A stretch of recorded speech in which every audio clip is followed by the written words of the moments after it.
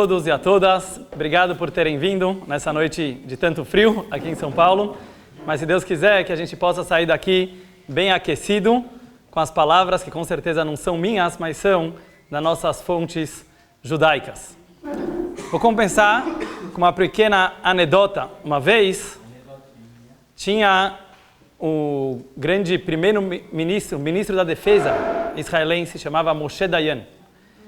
Esse homem, ele foi muito importante no exército israelense.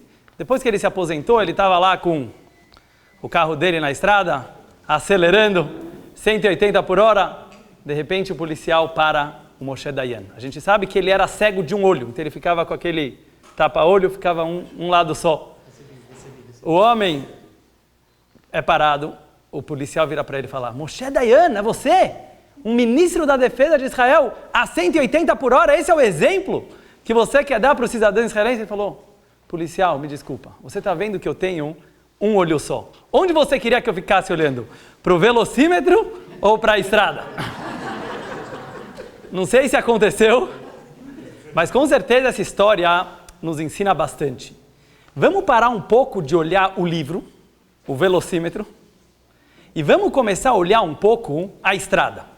Muitas vezes nós focamos tanto naquilo que está escrito, que a gente para de olhar se isso combina com o que está acontecendo lá fora. E é muito importante, até para um estudioso da Torá profundo, que ele para um pouco e fecha o livro e fala: deixa eu ver na rua, deixa eu ver nas faculdades, deixa eu ver na mídia. É isso que estão falando? Ou aquilo que eu estou estudando no livro não tem nada a ver com aquilo que está acontecendo na realidade?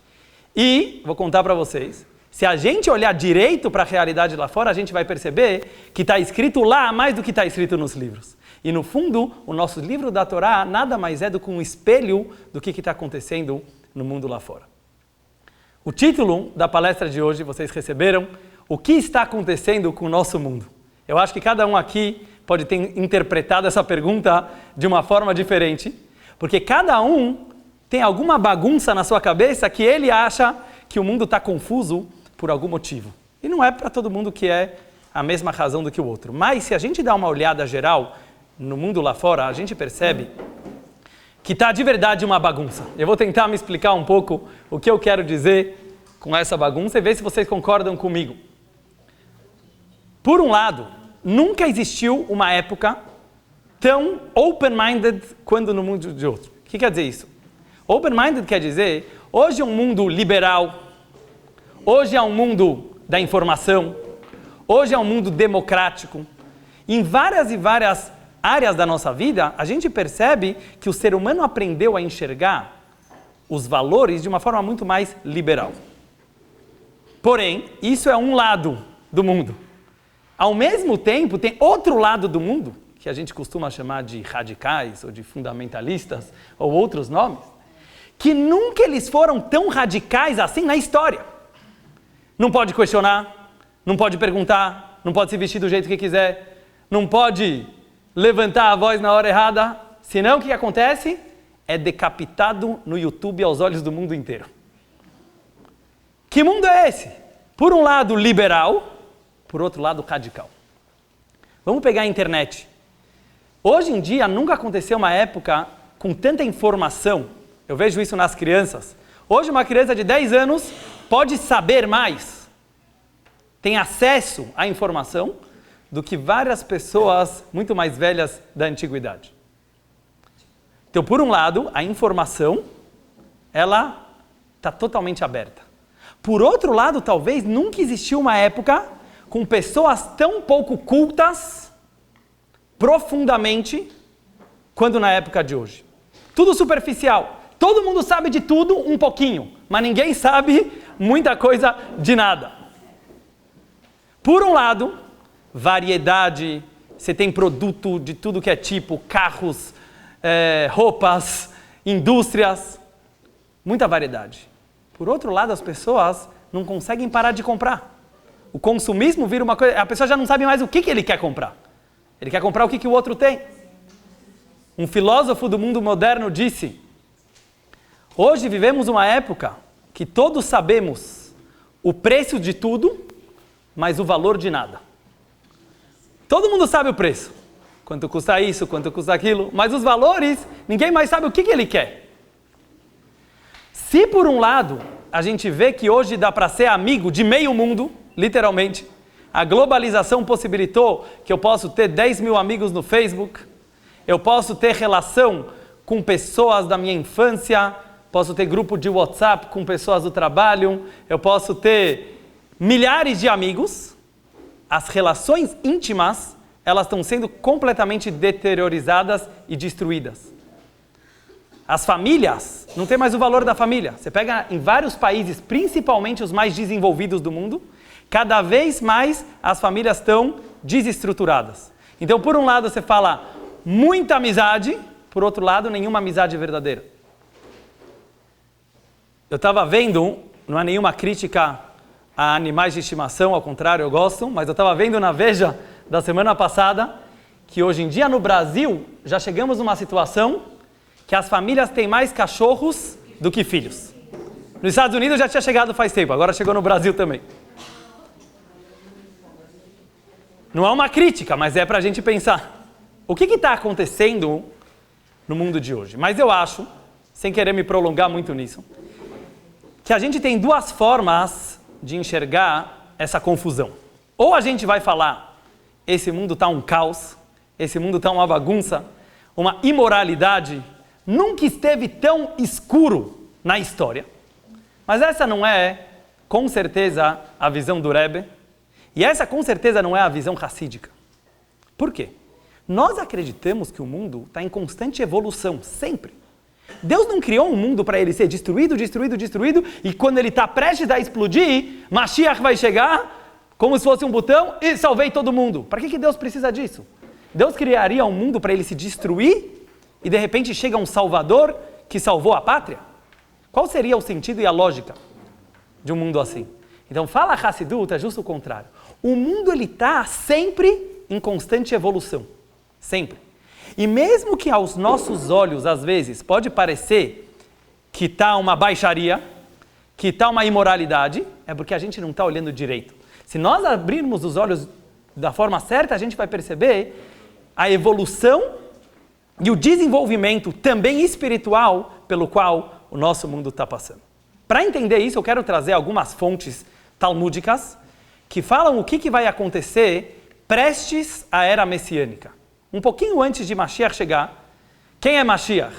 É aquele homem prometido pela Torá, pelos nossos profetas, que ele vai vir trazer uma redenção, uma salvação material e espiritual para o mundo inteiro. E o Talmud ele fala que tem alguns sinais para a gente saber quando Mashiach está chegando. Eu vou trazer alguns deles, está no Talmud de Sanhedrin. Por exemplo, diz o Talmud, Chutzpah Yasgeh. Em outras palavras, vai ter muita chutzpah no mundo. O que é chutzpah? Em português, a gente não tem isso ainda no nosso dicionário. Eu acho que no dicionário inglês já existe essa palavra chutzpah. Chutzpah quer dizer, as pessoas vão ter uma certa falta de respeito. Eu acho que não preciso me prolongar de perceber como isso está acontecendo no mundo de hoje. É uma coragem, mas chega até uma falta de respeito. Outro exemplo que o Talmud fala bem parecido com isso é... Outro exemplo bem claro, diz o Talmud. Nessa época, os pais vão seguir os filhos, e não os filhos vão seguir os pais. Nunca aconteceu isso na história. Sempre os menores queriam aprender com os mais velhos. Sempre os mais jovens se espelhavam nos mais velhos, ou pelo menos tinham respeito para eles. A gente chegou numa geração que cada vez mais ninguém quer ser velho, em primeiro lugar, todo mundo quer aparentar pelo menos que ainda tem 18 anos. Só que além disso, existe uma veneração para o jovem que nunca aconteceu na história. Os velhos querem ouvir o que está na moda pelos jovens, querem aprender com os jovens. E isso está literalmente no Talmud, que foi escrito há 2000 anos atrás, que isso também aconteceria. Outro exemplo que a gente vê bem claro, a Gemara, que é o Talmud, diz, tudo vai ser claro, o bem e o mal, não vai mais ter segredos. Quando a gente poderia imaginar que o Google Earth vai conseguir fotografar e filmar tudo que você está fazendo? Talvez a gente está sendo filmado agora, tem que perguntar para o Levi. Mas hoje tem praticamente câmeras em todo lugar que a gente vai. E nos lugares que não tem, as pessoas sozinhas já estão tomando conta de si mesmo, de postar tudo que eles estão fazendo. Quem poderia imaginar? Eu estou na academia, eu acordei às 6h50, estou ficando mais magro, estou ficando mais assim. Ou seja, não precisa mais de alguém monitorar. As pessoas sozinhas fazem questão de postar tudo. A gente ri, mas eu me lembro quando começou a surgir as mídias sociais, uns 5, 10 anos atrás, talvez nem isso. As pessoas estavam chocadas. Mas por que está todo mundo postando tudo? Não sei porquê, mas todo mundo começou a fazer isso. E a gente percebe que cada vez mais vira algo gostoso, prazeroso ou até necessário da pessoa se expor ao extremo. O Talmud já falou que isso ia acontecer. Mas eu queria me prender a uma dessas profecias que eu acho muito estranha. Diz o Talmud, Mashiach vai chegar numa época, Kulo Hayav ou Kulo Zakai. Traduzindo literalmente, Mashiach vai chegar numa época que vai estar tudo muito bom ou tudo muito ruim. Todo mundo tzadik, perfeito, se comportando assim exemplarmente, ou o contrário, todo mundo baixo, degradado, obscuro. A pergunta é, o que quer dizer ou? Quer dizer, tem duas opções. Ou que Mashiach vai chegar quando todo mundo estiver merecendo, ou que Mashiach vai chegar quando ninguém estiver merecendo. Mas por quê? Qual que é a lógica que tem por trás dessa afirmação? Eu não vou responder isso agora. Isso a gente vai entender daqui a pouco.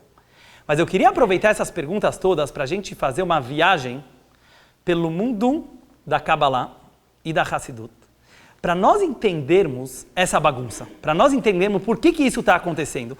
O que significam essas profecias do Talmud? Por que o mundo precisa chegar numa situação tão estranha para Mashiach poder se revelar e para Mashiach poder chegar? Eu acho que se um historiador vier daqui a alguns anos, igual a todos os livros de histórias que nós temos, a gente aprendeu na escola, todas as épocas da humanidade têm algum nome que define. A gente teve a época dos imperadores, a época dos reis, a época das poesias. Mas quando você lê no livro de história, parece uma coisa simples de entender, né? Parece que teve o Império Romano, teve o Império Grego, tiveram os filósofos. Todo mundo, mais ou menos, estava dentro daquela linha de pensamento. Eu acho que os historiadores daqui a alguns anos, quando forem explicar a nossa geração, vai dar um nó na cabeça. Eles não vão saber. Eles não vão saber. A gente vive numa época liberal ou radical? Não sei. A gente vive numa época de informação ou de ignorância? Não sei. A gente vive numa época de pessoas boas ou ruins? Não sei. É muito difícil de se explicar essa confusão. Vamos tentar entender por que a gente precisa viver numa época assim e o que fazer para viver numa época assim.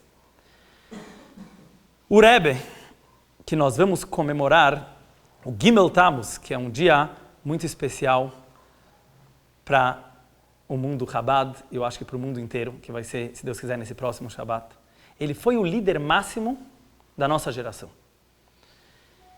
O que o Rebbe falou a sua vida inteira?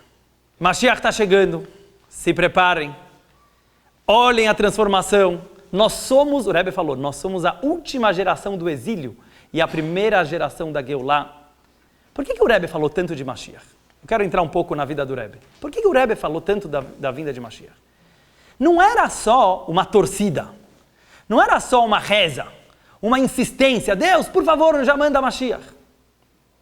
Não era apenas um desejo profundo do coração do Rebbe. Era muito mais do que isso. Ele estava nos ensinando como viver numa época assim.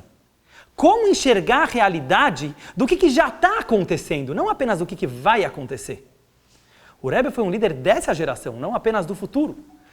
Então, se a gente olhar bem nos ensinamentos do Rebbe, no que ele quis dizer sobre a realidade, a gente vai perceber que Mashiach é muito mais do que um sonho, do que uma fantasia, do que algo que vai acontecer de repente, mas talvez é algo que a gente já está começando a experimentar agora, mas não está percebendo. Diz a Kabbalah que tudo no mundo é dividido em 4. Tudo. O mundo foi criado com 4 elementos, água, fogo, ar e terra. Existem 4 reinos que tudo se divide e se enquadra neles: mineral, vegetal, animal, ser humano. Cada um de nós é dividido em 4 seções. Nós temos o nosso lado fisiológico, nós temos o nosso lado emocional, sentimental, nós temos a nossa parte intelectual, racional, e temos um lado inconsciente, ou talvez alguns chamam de transcendental ou espiritual. A Torá, ela pode ser interpretada sempre de 4 formas diferentes, que a gente costuma chamar isso de Pardes, ou o pomar da Torá. Pardes é um acróstico de Pshat, Remez, Drash, Sod, que significa explicação literal, alusória, homilética ou mística, que seria a Kabbalah, que é o Sod. Por quê? Por que o nosso mundo inteiro ele sempre tem a ver com o número 4? De acordo com a Kabbalah, existem 4 mundos. Atzilut, Briah, Yetzirah e Asiyah. Traduzindo, o mundo da emanação, o mundo da criação, o mundo da formação e o mundo da ação, que é o que nós vivemos. Por que tudo o número 4? Porque o nome que Deus usou para criar tudo isso tem 4 letras. O tetragrama, Yud, Kei, Vav, Kei. Tem a letra Yud, depois vem a letra Rei, você pode ver em toda a Torá, depois tem a letra Vav e novamente a letra Rei. Diz a Kabbalah e a Hassidut, existe um 5º nível. Eu não quero me prender muito nos 4. Mas existe um 5º nível que é a essência do que tem por trás de tudo. É a essência da vida. É a essência da Torá. É a essência do universo. É a essência de Deus. E ela não aparece em nenhuma das 4. Sempre que eu olhar, vamos pegar no ser humano. Tem pessoas que elas são mais literais, que elas são mais físicas. Para elas só importam a parte técnica. Engenheiro, aconteceu ou não aconteceu? É assim ou não é assim? Depois tem pessoas mais sentimentais. Para elas não importam tanto o que está acontecendo, importa como eu me sinto em relação a esse acontecimento, a essa pessoa, a essa situação. Emocionou ou não emocionou? O casamento, choraram ou não choraram? Quer dizer, tem pessoas que olham tudo de uma forma mais sentimental. Tem outros que falam, não, o que importa é lógica, racional. Qual é o significado? Qual é a explicação? Por que teve que acontecer isso? Ele está sempre procurando a causa e a explicação de tudo. E tem pessoas super espirituais, são aquelas pessoas que sempre gostam de transcender e não querem nem lógica, eles querem simplesmente sentir a parte mística de cada acontecimento. Vem a Hassidut e a Kabbalah e falam, nada disso é a essência do ser humano. Um ser humano é uma mistura desses 4. Só que ao mesmo tempo ele não pode ser definido em nenhum deles. Um ser humano ele é prático, ele é sentimental, ele é intelectual, ele é espiritual, mas ele é além disso tudo. O que ele é? Como nós definimos o 5º nível? A essência da matéria, a essência do ser humano, a essência de Deus, a essência do universo. Se eu falar qualquer palavrinha para vocês, vai ser mentira. Por quê? Porque a essência não se define. Se isso é a essência de tudo, eu não posso usar uma palavra, porque de novo eu vou estar especificando. Mas eu achei uma palavra que, justamente pela não definição dessa palavra, eu acho que ela pode representar bem o que é a nossa essência. E eu não quero ficar muito no mundo filosófico, mas daqui a pouco eu vou trazer exemplos práticos de onde isso se expressa. Existe uma palavrinha em português que se chama vulnerável. Vulnerabilidade. Muitas pessoas enxergam vulnerabilidade como uma fraqueza. O que é uma pessoa vulnerável? É uma pessoa que ela está sujeita a riscos, ela está sujeita a mudanças, ela está sujeita a ser influenciada. Por isso ela é uma pessoa vulnerável. Pega no dicionário, uma pessoa vulnerável parece ser uma fraqueza. Mas a verdade é justo o contrário. A essência mais profunda, ela é totalmente vulnerável. Eu vou dar um exemplo sobre Hashem. Vamos ver em Deus e depois a gente vai ver como isso funciona em cada um de nós.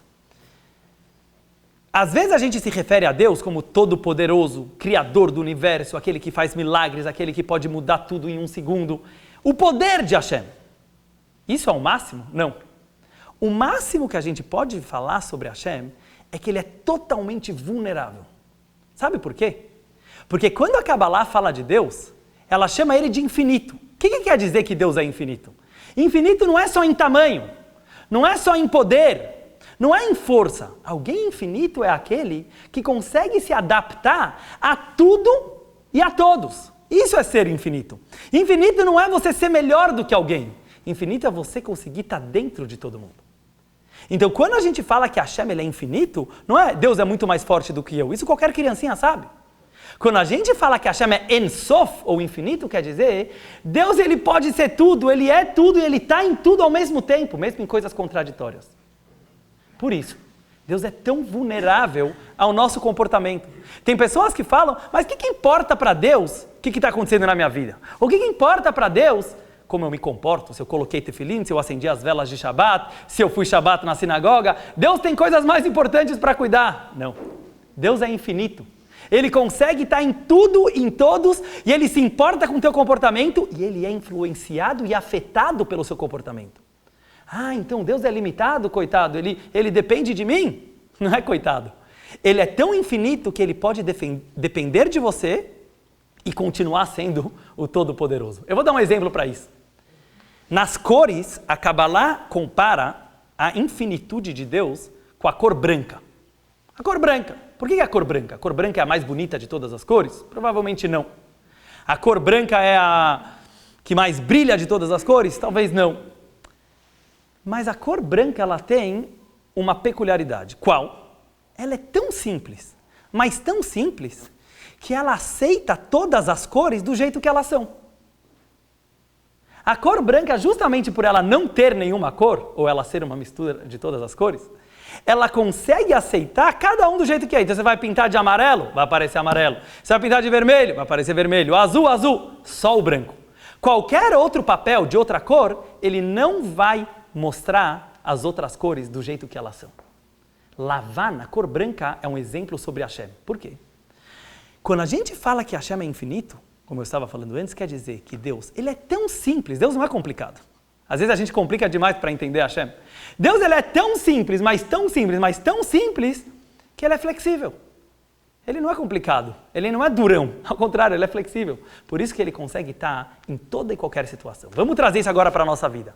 O que significa uma pessoa essencial? Uma pessoa viva, uma pessoa que não se prende a um dos seus aspectos psíquicos, mas que ele consegue ser uma pessoa que vive na sua essência. É uma pessoa vulnerável, é uma pessoa flexível, é uma pessoa que não tem medo de se arriscar, é uma pessoa que não tem insegurança de se comunicar e se relacionar com os outros com medo de perder. O que está acontecendo no mundo de hoje? Vamos agora voltar para a situação do mundo de hoje. A gente nunca viveu uma era tão vulnerável quanto no mundo de hoje. E por isso eu falei que o mundo está evoluindo. É uma evolução. Demorou milênios para o ser humano perceber que democracia era uma coisa boa. Milênios. Hoje em dia é uma coisa óbvia. Ah, democracia aqui, vamos votar, eleições. Sabe quanto demorou para o ser humano descobrir que deixar cada um votar é uma coisa normal? Muito tempo. Milênios demorou para o ser humano descobrir que guerra não é uma coisa necessária. Às vezes, hoje em dia, a gente fica com medo. Ah, está tendo guerra na Síria, tem o ISIS. Saiu na Times, algumas semanas atrás. Nunca vivemos num mundo tão pacífico, historicamente, quanto no mundo de hoje. Não aconteceu ainda na história. Antigamente, guerra era uma coisa normal. As pessoas morriam na guerra como uma coisa natural. Hoje em dia é um mundo pacífico, ainda tem um pouco de guerra. Mas hoje a gente vive num mundo que nunca teve tanta paz, tanta abundância. Hoje em dia nunca as pessoas... Ainda tem fome no mundo? Claro que tem. Mas muito menos do que tinha há 200 anos atrás, há 100 anos atrás, e com certeza há 1000 anos atrás. Por quê? O mundo está começando a aprender que liberdade é uma coisa boa. Liberdade das mulheres. Vocês já pararam para pensar? Todos nós aqui já nascemos numa época que as mulheres já tinham um certo valor e liberdade na sociedade. Mas vocês conseguem ver nos livros de história que por mais de 5.000 anos, as mulheres eram jogadas a segundo plano como se isso fosse uma coisa super normal. Ninguém questionava isso, nem as próprias mulheres. Mas quando o mundo ele começa a virar mais democrático, ele começa a virar mais pacífico, então as mulheres têm vez. Por que as mulheres têm vez?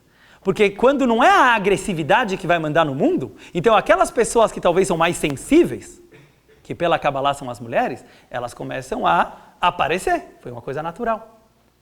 Tudo isso mostra que o mundo está ficando muito, muito vulnerável. E aí vai chegar a nossa questão. O que quer dizer um mundo vulnerável? Quer dizer o seguinte. A ciência, a tecnologia, as informações estão quase no direito e no poder de todos os seres humanos do mundo. Quase todo mundo hoje tem internet. Quase todo mundo hoje tem acesso à informação. Isso é bom ou ruim? Depende de como você olha.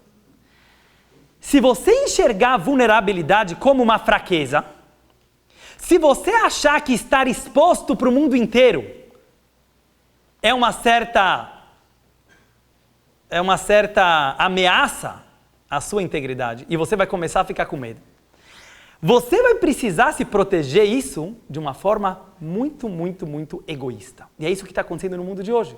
A ciência, a Hassidut, que surgiu com Baal Shem Tov, a Kabbalah começou a mostrar que o mundo ele é muito, muito flexível. Eu quero mostrar para vocês isso em várias áreas. Pega, por exemplo, na ciência.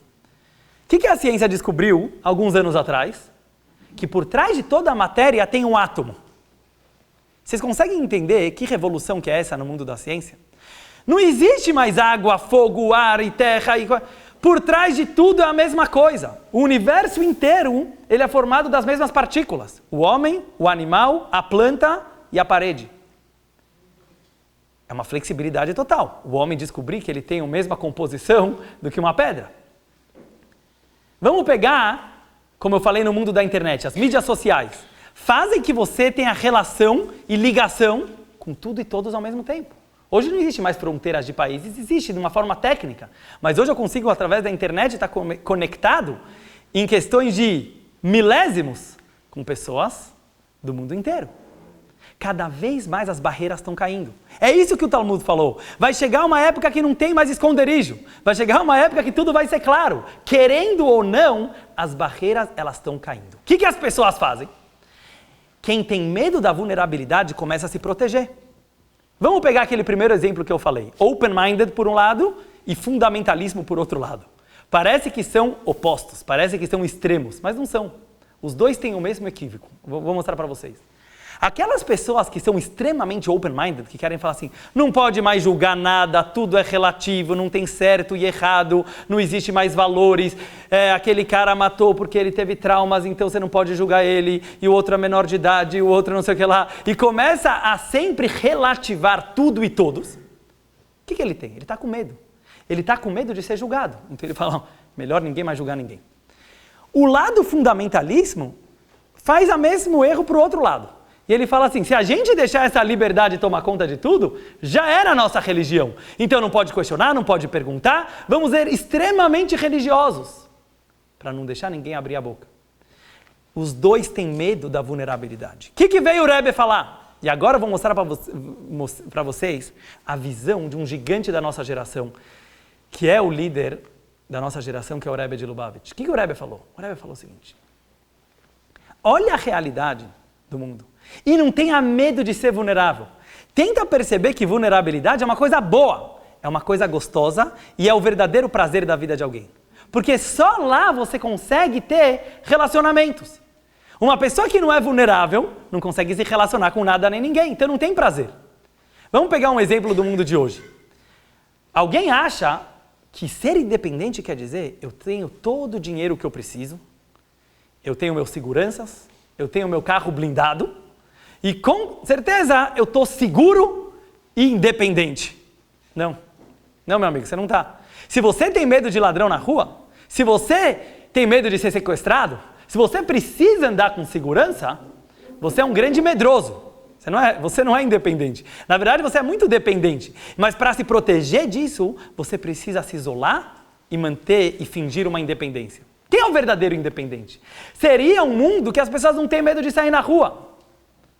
Como um amigo meu costuma dizer, um país rico é um país que todo mundo poderia andar de metrô, não que cada um tenha uma Ferrari. O metrô ele vale 8 bilhões de dólares, a Ferrari vale 1 milhão. Ou seja, eu prefiro andar num carro mais caro. Em outras palavras, isso é só um exemplo para a gente perceber assim. Hoje cada um está se isolando no seu canto.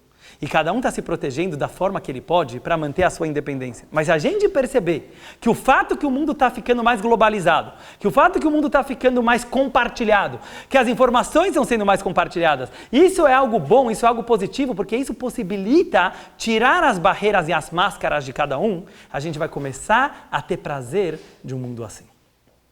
Eu só quero finalizar com algumas ideias mais práticas que a gente consegue aplicar na nossa vida. Muita gente pensa que o movimento Chabad é o maior marketing do judaísmo. Eu já vi muita gente falando isso. Incrível, esse Rebbe de vocês é um gênio, porque ele conseguiu fazer um judaísmo mais light, um judaísmo mais prazeroso, e que vocês conseguiram divulgar isso com muita propaganda pelo mundo inteiro. Alguém que pode parecer verdade, mas alguém que fala isso não conhece o movimento por dentro. Não conhece o que acontecia dentro das quatro paredes. Por quê? Se você pega a linha Chabad, os estudos, tem uma filosofia muito profunda. Tem estudos da Torá que quebram a cabeça de cada um. Isso não começou com o nosso Rebbe. O Rebbe ele foi o sétimo de uma linhagem da dinastia Chabad-Lubavitch que começou com o Alter Rebbe.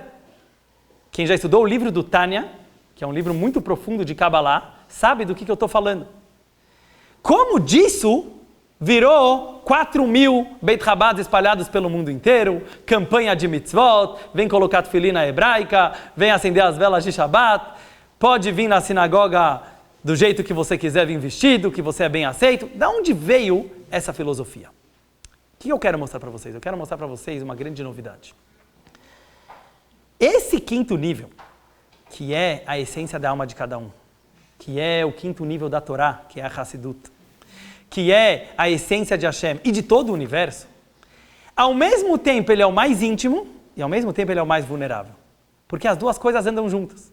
As pessoas pensam que se você for muito religioso, você precisa se isolar do mundo. Se eu for muito ortodoxo, então eu não posso mais ter contato com o mundo lá fora, senão eu vou cair, senão eu vou me perder, senão eu vou entrar em atrito. O Rebbe veio e falou, não, você não está entendendo o que é Deus. Você não está entendendo o que é religião. Deus é flexível. Deus é o mais de boa que dá para ter. Deus é o mais vulnerável que dá para ter. Então, se na tua cabeça está tendo uma contradição entre Deus e o mundo, você não entendeu o que é Deus, ou você não entendeu o que é o mundo. Vou contar uma historinha para vocês. Se você pega nos Hassidim são os participantes do movimento hassídicos, que eles eram discípulos de um Rebbe. Antigamente, você via um comportamento muito contraditório. Por quê? Por um lado, eles eram pessoas extremamente rigorosas na Halachá. Quem conhece, por exemplo, um Hassid em Pesach, não pode nem molhar matzá, porque a matzá pode virar hametz e não come produto industrializado, e faz um monte de rigores. Ao mesmo tempo, esses mesmos Hassidim, eles eram muito leves. Eles eram pessoas que toda hora estavam fazendo piadas, estavam rindo um do outro, estavam dançando na sinagoga. Eles levavam a vida muito relaxadamente. Parece meio contraditório. Você é rigoroso ou você é relax?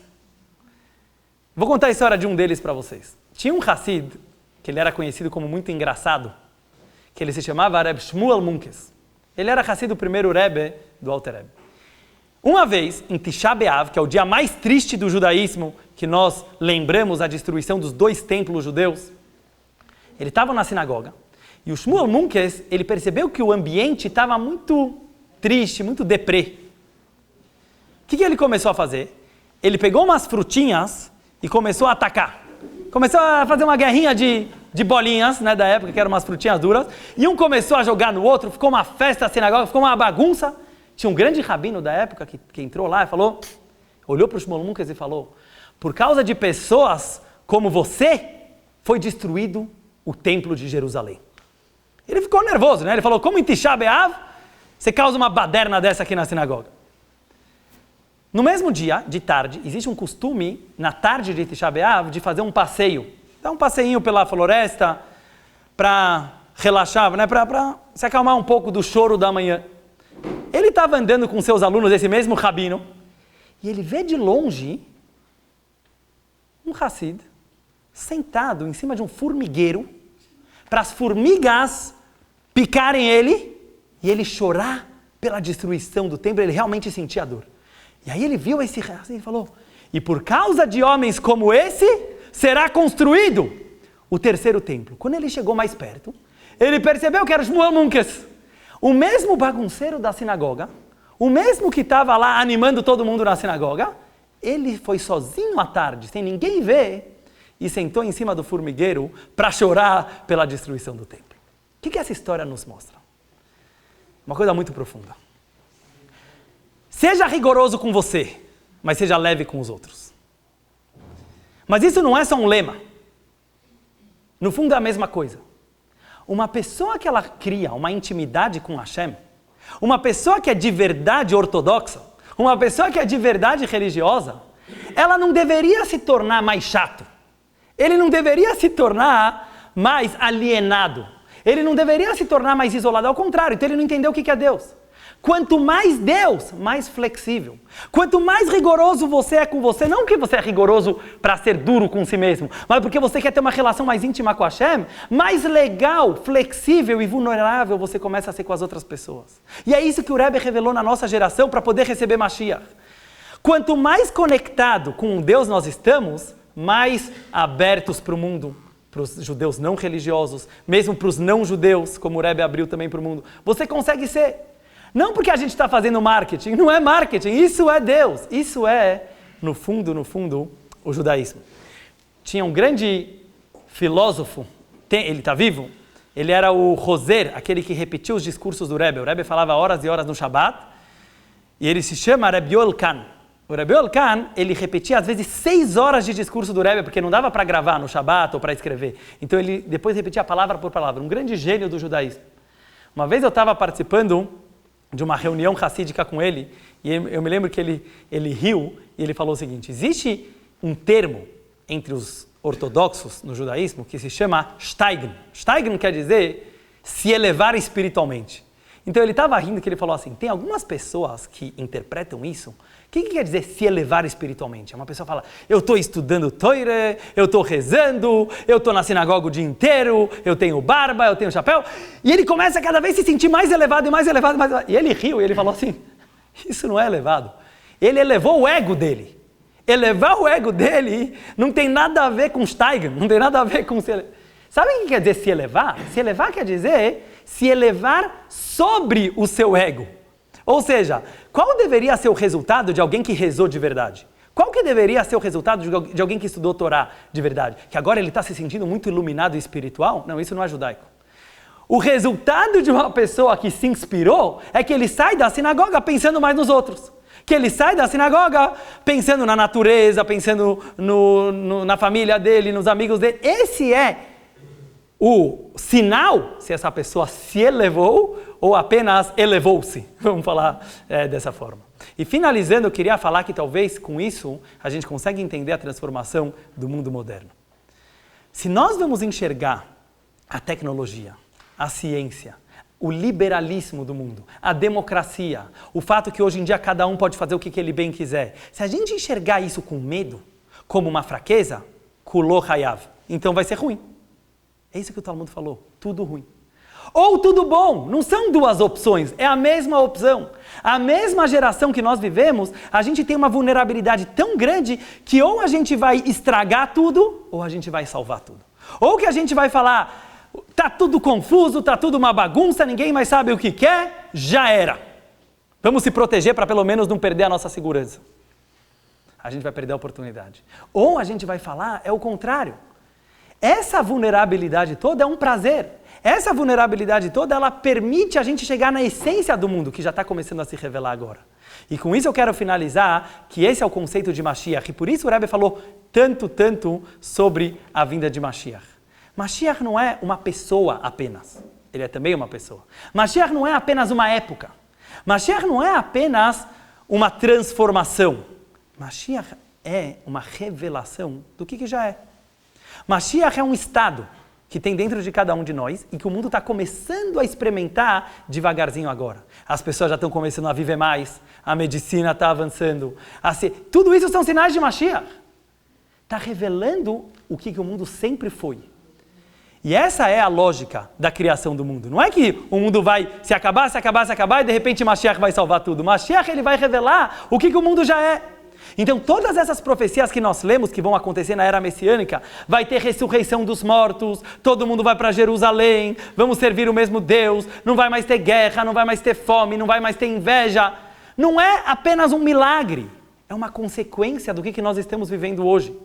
Um mundo que as barreiras vão cair, um mundo que vai revelar a essência da vida, automaticamente os mortos vão ressuscitar. A gente não sabe como, mas vão. Automaticamente não vai mais ter guerra e fome, porque as pessoas vão pensar uma na outra, vão gostar de compartilhar. Vai ser gostoso compartilhar, então não vai mais ter inveja, não vai mais ter fome, não vai mais ter... A gente já está tendo a oportunidade de ver isso. Isso é a internet. Quem criou a internet? Deus. Ela estava oculta há 5.000 anos, mas agora ela se revelou. Quem criou a energia, a eletricidade, a mídia social? Quem criou o Facebook? Um judeu, mas no fundo foi Deus.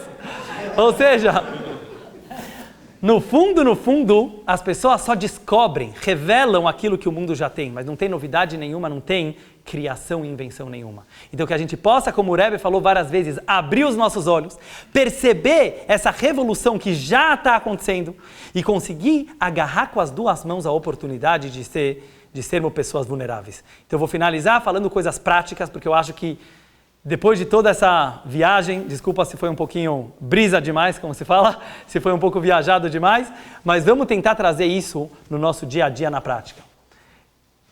Quando uma pessoa estava tendo, por exemplo, um problema de saúde, uma pessoa estava tendo, às vezes, um problema de parnassá, de sustento, ou às vezes ele estava tendo um problema de shalom bayit, de harmonia dentro de casa, qualquer tipo de problemas. Pode parecer uma área da vida que não tem nada a ver com o judaísmo. O que vinha o Rebbe e falava para ele? Verifica seu tefilim, vê se o tefilim está kasher. Fala, mas o que tem a ver tefilim com parnassá, com sustento? Ou o que tem a ver saúde com verificar as mezuzot? É uma mágica? É uma macumba, como as pessoas falam? Não. O Rebbe queria mostrar que material e espiritual andam juntos. No fundo, não existem dois mundos, a tua vida material e a tua vida espiritual. É a mesma coisa. Saúde é tefilim, parnassá é mezuzá. Se nós abrirmos bem os olhos, a gente vai perceber que não existe uma coisa mais gostosa e prazerosa do que ser dependente de Deus. Porque Deus também quer ser dependente da gente. Ele não quer lucrar em cima da gente. Ele quer ter um relacionamento. Então, na hora que nós fazemos uma mitzvah, você não precisa sentir, estou fazendo um favorzinho para Deus, para ver se Ele depois me manda também umas coisas boas. Isso era no passado. A Hassidut revelou que o prazer é o tefilim. O prazer é a mezuzá, porque não existe uma coisa mais gostosa do que ser vulnerável. Então vamos parar de ter medo de nos relacionar com as pessoas. Vamos parar de ter medo de se abrir para o mundo. Vamos parar de ter medo de se relacionar com Hashem. Porque no fundo, relacionamento é prazer. Não existe outro prazer no mundo do que se relacionar. E o que impede são as nossas inseguranças e nossos medos. Mas quando a gente perceber que ser vulnerável não é uma fraqueza, e na verdade é uma força, é uma independência, a gente vai gostar e a gente vai perceber que no fundo é isso que está acontecendo no nosso mundo e que a gente possa realmente abrir os olhos e que tenha uma revelação para toda a humanidade, para um mundo de paz, para um mundo de abundância, para um mundo que não vai mais ter fome e guerra, com a vinda de Mashiach ainda hoje, se Deus quiser. Amém.